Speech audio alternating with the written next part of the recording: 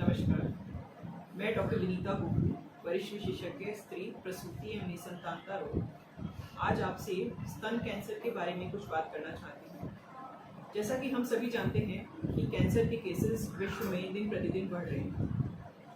महिलाओं में स्तन कैंसर सेकेंड कॉमनेस्ट कैंसर है और 4 में से 1 महिला स्तन कैंसर से ग्रसित रहती है तथा कैंसर से होने वाली मृत्यु में महिलाओं में होने वाली मृत्यु के अंदर स्तन कैंसर बहुत इंपॉर्टेंट रोल प्ले करता है। इसकी महत्ता आप इस बात से जान सकते हैं कि भारत में प्रत्येक 4 मिनट में 1 महिला कैंसर रोग से डायग्नोज होती है, जो कि ब्रेस्ट कैंसर का होता है।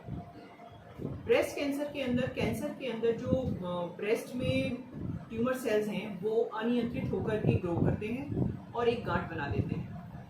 जब ये गांठ शरीर के अंदर स्तन तक नियंत्रित रहती है तो इसे हम सिंपल ब्रेस्ट कैंसर कहते हैं। जब ये ब्लड और लिम्फ वेसल्स के द्वारा स्तन से बाहर फैल जाती है तो इसे हम एडवांस ब्रेस्ट कैंसर कहते हैं। परंतु जब ये cancer cells brain, bone, lungs या और दूसरे अंग के अंदर फैल जाते हैं तो हम इसे मेटास्टेटिक ब्रेस्ट कैंसर कहते हैं। ब्रेस्ट कैंसर की इम्पोर्टेंट बात यह है कि जब यह अर्ली स्टेज के अंदर डायग्नोज हो जाता है तो इसका इलाज संभव है तथा इसमें हम इस कैंसर से होने वाली मृत्यु से या और दूसरी मॉर्बिडिटीज से पेशेंट को बचा सकते हैं। परंतु जब ये लेट स्टेज में डायग्नोज होता है तो इसका इलाज संभव नहीं हो पाता है। इसलिए ब्रेस्ट कैंसर से होने वाली मृत्यु या उससे द्वारा होने वाले दूसरे नुकसानों को बचाने के लिए ज़रूरी है कि हम ब्रेस्ट कैंसर को अर्ली स्टेज में डायग्नोज करें। इसके लिए हमें इसके रिस्क फैक्टर्स को जानना होगा।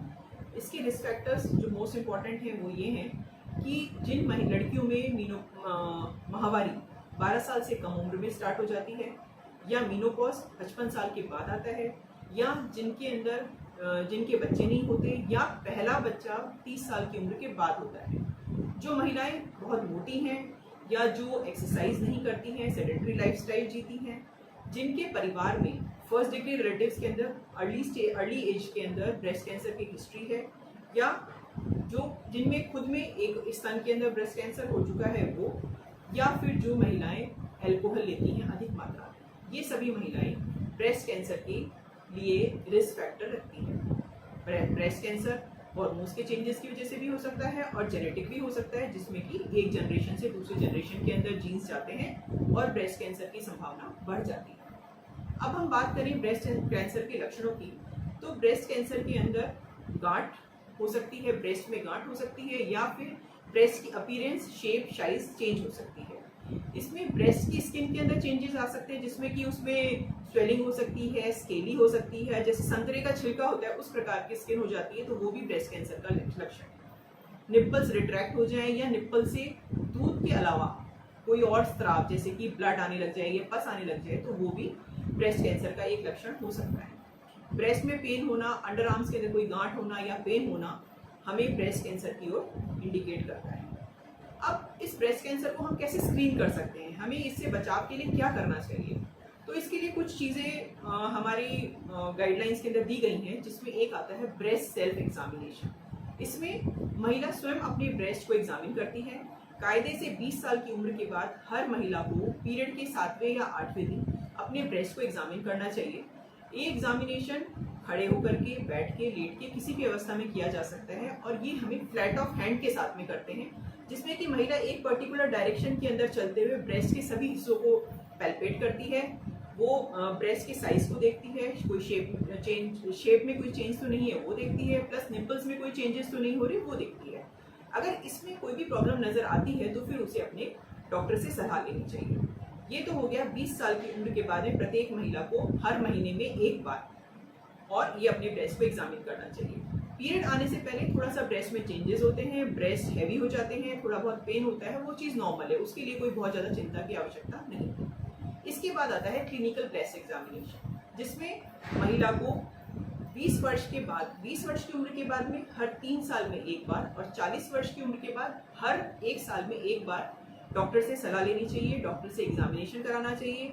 उसमें डॉक्टर उसको ब्रेस्ट को विजुअली देखते हैं, फिर उसको पैल्पेट करते हैं, उसमें कोई गांठ तो नहीं है या किसी प्रकार के और कोई चेंजेस जो कि कैंसर को इंडिकेट करते हैं वो तो नहीं है, उसके बारे में एग्जामिन करते हैं। इसके अलावा तीसरी चीज़ आती है मैमोग्राफी। 40 साल की उम्र के बाद में हर 1 साल हर साल में एक बार मेमोग्राफी रिकमेंडेड है। मेमोग्राफी एक प्रकार का एक्सरे है जो कि ब्रेस्ट का किया जाता है और उसमें हम देखते हैं कि ब्रेस्ट में किसी प्रकार की गांठ या कोई और प्री कैंसरस चेंजेस तो नहीं है।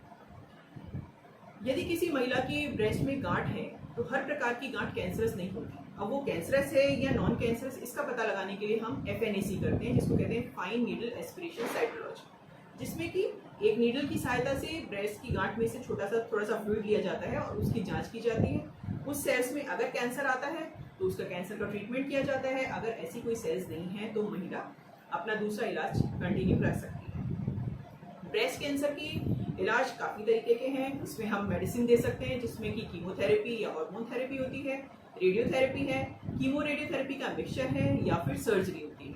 सर्जरी के अंदर डिपेंड करता है कि आपकी किस स्टेज के ऊपर है। हम छोटी सी गांठ भी निकाल सकते हैं, ब्रेस्ट का एक हिस्सा निकाल सकते हैं, पूरा ब्रेस्ट निकालना पड़ सकता है, या फिर रेडिकल मेस्टेक्टमी जिसमें थोड़ी एडवांस सर्जरी है वो करनी पड़ सकती है। अब ये हमने स्क्रीनिंग की बात की, साइंस एंड सिम्टम्स की बात की, ट्रीटमेंट की बात की, तो अब हम ब्रेस्ट कैंसर से बचे कैसे।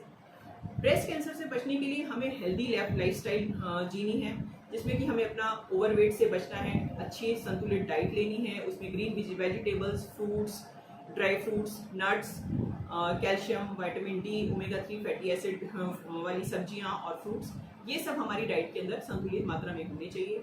हमें रेगुलर एक्सरसाइज करनी चाहिए, ओवरवेट से बचना चाहिए, सेडेंटरी लाइफस्टाइल से बचना चाहिए, अल्कोहल अवॉइड करना चाहिए। प्लस हमें अपनी फैमिली हिस्ट्री जानना ज़रूरी है कि हमारी फैमिली के अंदर किसी और महिला को, किसी की बहन को, माता को, दादी को, बुआ को, मौसी को अर्ली एज में कोई ब्रेस्ट कैंसर तो नहीं हुआ। अगर अर्ली एज में किसी को ब्रेस्ट कैंसर हुआ है तो वो हमारे लिए भी एक रिस्क फैक्टर हो सकता है। ऐसी सभी महिलाओं को अपने एक ब्लड टेस्ट, जिसमें कि हम BRCA1 और BRCA2 जीन्स को टेस्ट करते हैं, वो टेस्ट करवाते हैं। अगर ये टेस्ट पॉजिटिव आता है तो महिलाओं को अपने चाइल्ड बियरिंग कंप्लीट करने के बाद में सिंपल मेस्टेक्टमी मतलब कि ब्रेस्ट रिमूवल की सलाह दी जाती है, बिकॉज ऐसी केसेस के अंदर ब्रेस्ट कैंसर होने के चांसेस बहुत ज़्यादा रहते हैं। तो मैं आपको बस यही कहना चाहती हूँ कि सजग रहें, जानकार रहें और इन सब चीज़ों को जो प्रिवेंटिव मेजर्स है अपनी लाइफस्टाइल के अंदर फॉलो करें, जिससे कि इस खतरनाक बीमारी को हम अपने आप में और अपने आसपास की जो हमारे प्रिय महिलाएं हैं उनसे बचा सकें और उनके जीवन को सुखमय बना सकें, हेल्दी बना सकें। धन्यवाद।